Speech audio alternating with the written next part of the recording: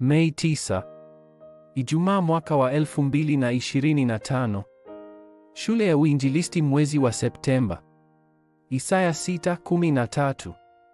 Na ijapokuwa imebaki sehemu moja katika sehemu 10 ndani yake, italiwa hii nayo, kama mvinje na kama mwaloni ambao shina lake limebaki, ingawa imekatwa, kadhalika mbegu takatifu ndiyo shina lake.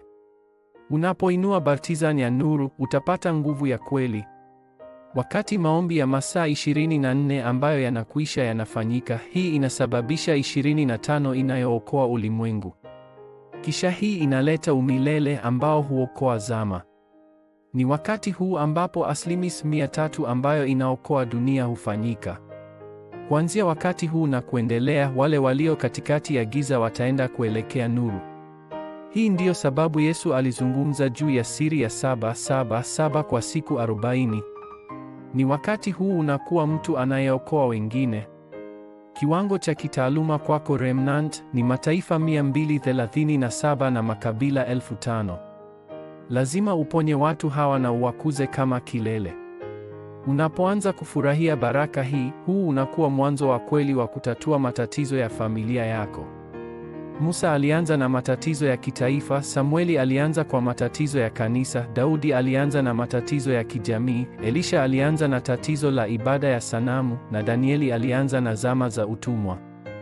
Wale ambao walikuwa na baptizani ya nuru ndio pekee waliotumiwa wakati wa ukoloni.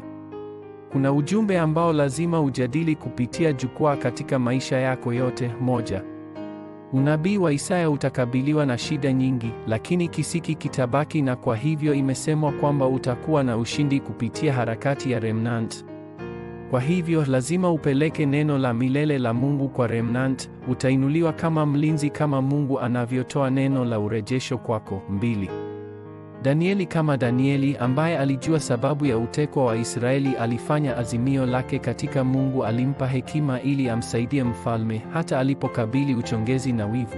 Hakudanganywa, lakini aliendelea kufurahia maombi yake ya kila siku tu kama alivyofanya hapo awali. 3. Vijana watatu na Esta. Katika historia yote, mataifa yalijenga madhabahu makubwa ya ibada ya sanamu kama njia ya utawala.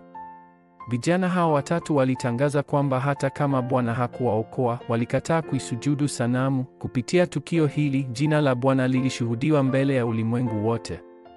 Esta ambaye alikuja kuwa malkia, alitoa ukweli wa kitambulisho chake kwa wakati unaofaa. Israeli ilikabiliwa na mgogoro wa kitaifa.